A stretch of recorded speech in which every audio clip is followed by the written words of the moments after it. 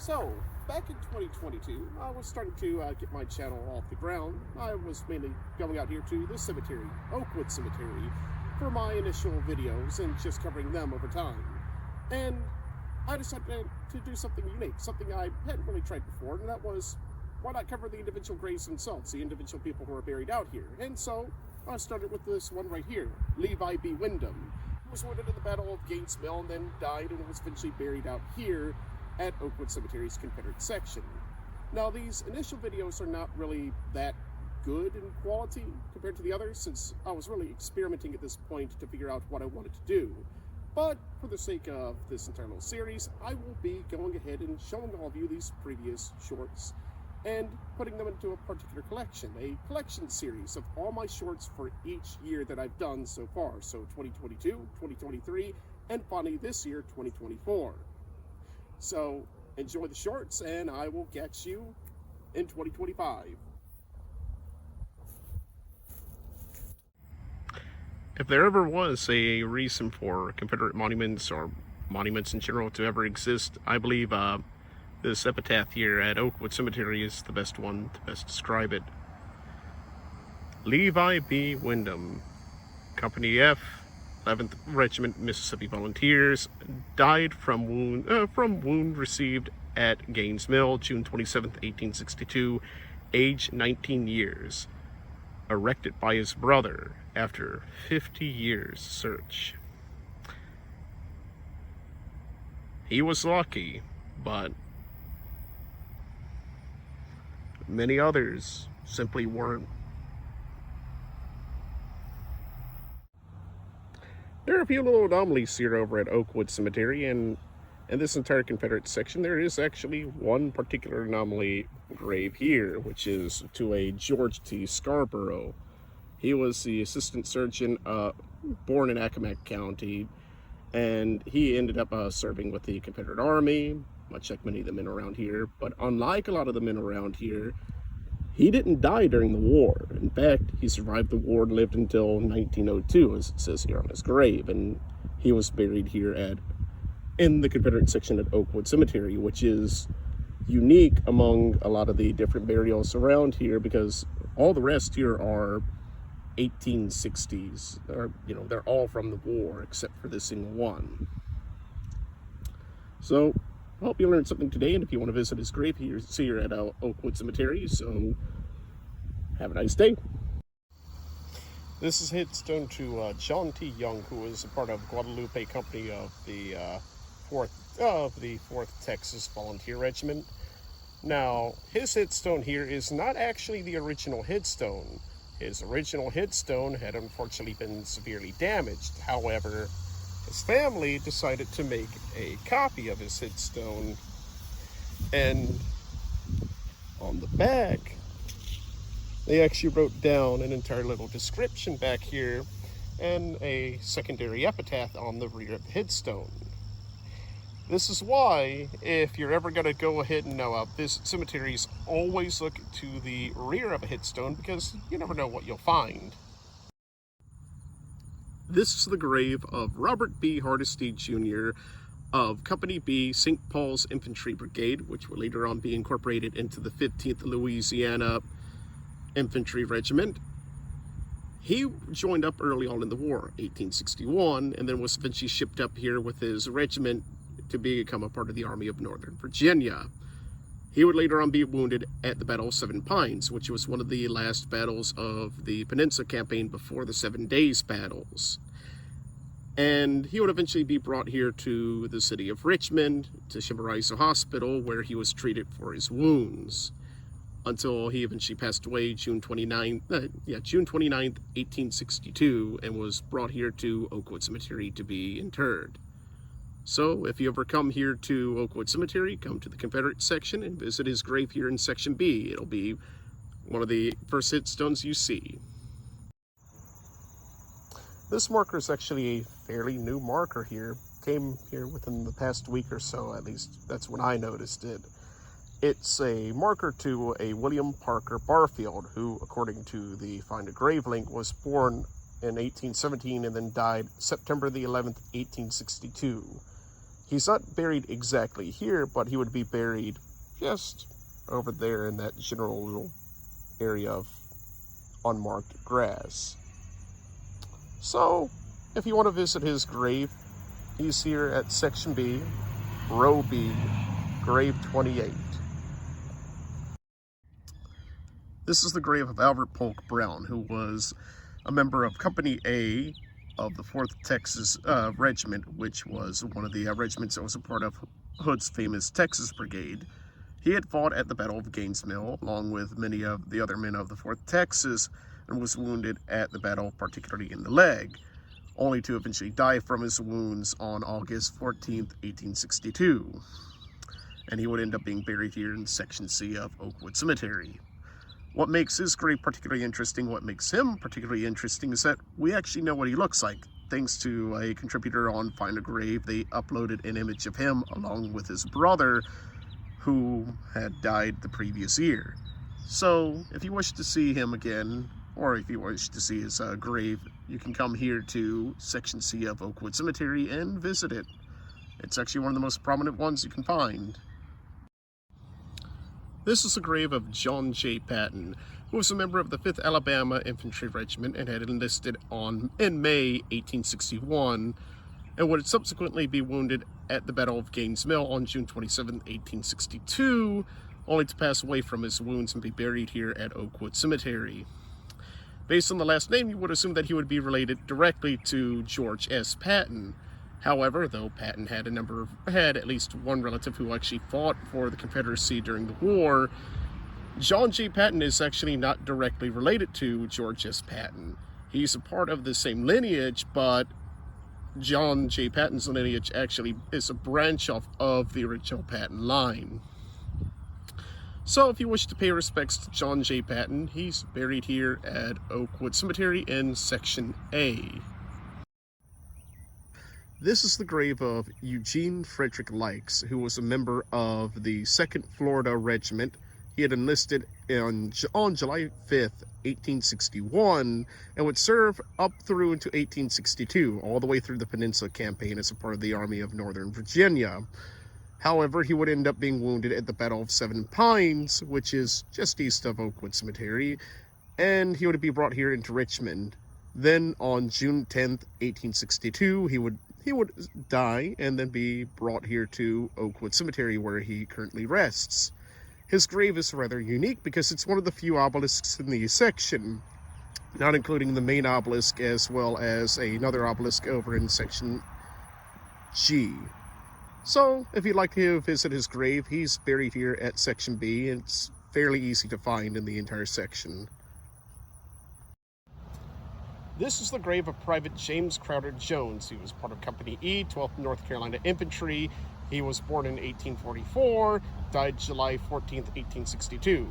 And as you can see on his headstone, he was a part of the Confederate Roll of Honor. Now, the Roll of Honor was something similar to what you have with the Medal of Honor for the United States military. It would recognize the gallantry and bravery of particular men who fought during a battle and had either been wounded or killed in that entire engagement. In this case, he was at the Battle of Gaines Mill, where his entire regiment actually assaulted the Union right and took one of the Union batteries that was over on the right flank of the Union position. So, if you want to see his grave, he's here in Section C of Oakwood Cemetery. This headstone you see before you is the headstone of Lieutenant T.L. Perry, or Thomas L. Perry, of Washington, North Carolina. He was born in 1833.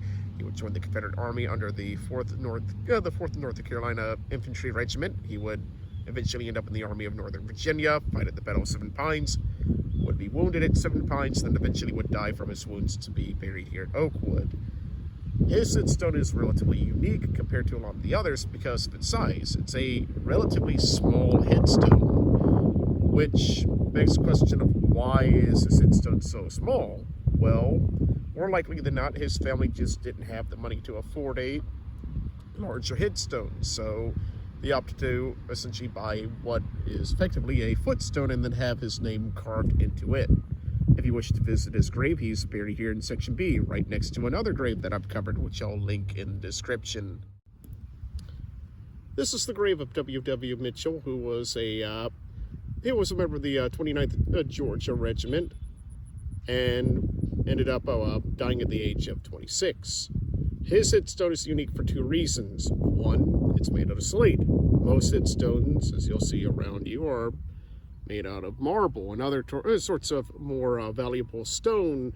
However, his headstone is unique because it's made out of slate, which is a material that was used for headstones prior to the Victorian era and into the Victorian era, but eventually lapsed out of favor for marble and other sorts of valuable stone. The other reason why is that his headstone is fairly small. He may be about 6 inches tall. So, if you wish to visit his grave, he's here at Oakwood Cemetery, the Confederate section, out in Section G, just by the speaking platform, just over here. Here we have the grave of Pleasant S. Wood, who was a member of the 4th Texas Company C. He would enlist in July 1861 and would end up in the Army of Northern Virginia as a part of Hood's Texas's brigade. He would then engage in the Battle of Gaines' Mill, where he, along with the rest of his regiment, would break through John Porter's 5th Corps at the battlefield. However, after being wounded, he would be brought here to Richmond. He would have his leg amputated, and then on the 22nd of July, he would pass away and be brought here to Oakwood Cemetery.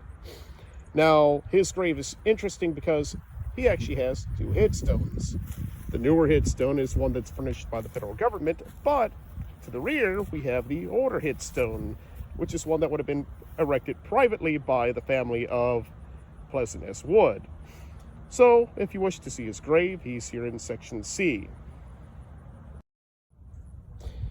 Here we have the grave of Shirley C. King, who was a member of Company F, 21st Virginia Infantry.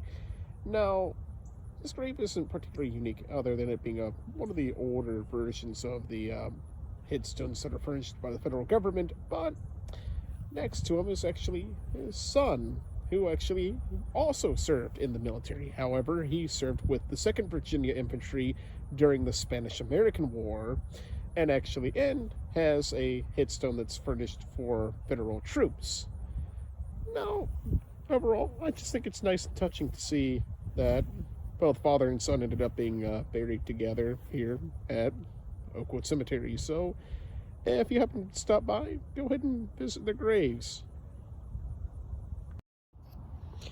This is the headstone of Samuel Bacot DeWitt, who was from Darlington, South Carolina, and was a member of Company K of the 21st South Carolina Infantry. He had enlisted in 1864, would end up in Chimborazo Hospital for a bit before ending up returning again after receiving a gunshot wound to the leg, and then eventually dying in Richmond and eventually was buried here at Oakwood. Now, what makes this grave particularly interesting is that it's a tree stump headstone, which is a type of headstone that isn't all that common that you see, especially nowadays. However, during the 1890s up into the 1930s, they were quite common. I'll be talking a little bit more about this later on this week. So, if you wish to see his grave and his unique headstone, he's over here in Section F of the Confederate section of Oakwood Cemetery. This is the grave of First Lieutenant Abner N. Steele, who was born in 1826 and died June 30th, 1862. He had enlisted with Company G of the 11th Alabama Infantry Regiment. Specifically, he enlisted within Tuscaloosa County, Alabama, which this regiment, the 11th Alabama, would eventually join the Army of Northern Virginia and then fight during the Peninsula Campaign and into the 7 Days Battles. He would actually be killed in action during the Battle of Frazier's Farm, which was one of the battles shortly after the Battle of Gaines' Mill. However, he's not the only member of the 11th Alabama who's buried here. Another member would be George W. Doss, who's buried in the same section of Oakwood Cemetery, though up in Row N, whereas he's buried over here in, I believe it is G or H. I'll have to make sure I confirm that. So, if you wish to visit his grave, he's here in Section C. This headstone belongs to a Francis Oliver Maxwell, who was a sergeant of Company C, 5th Florida Regiment. He was born October 17, 1844, and would end up enlisting in the Confederate Army sometime around March of 1862.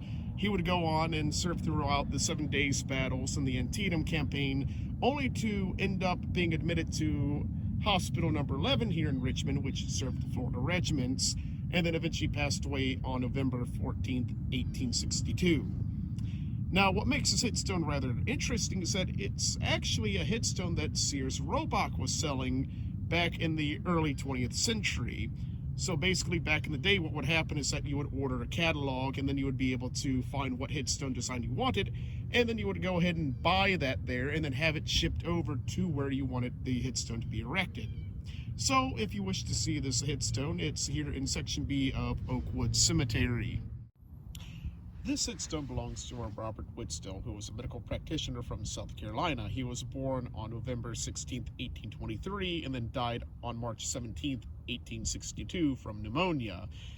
He actually earned his medical degree in the South Carolina Medical College and would eventually be assigned to the 4th South Carolina Infantry Regiment in 1861, and then would go on all the way until his death in 1862 from pneumonia. What makes this headstone interesting is, one, it's made out of slate, and two, there's actually a verse from the Bible on there, from John 11, chapter 11, verse 25, which goes as follows: "He who believeth in me, though he were dead, yet he liveth."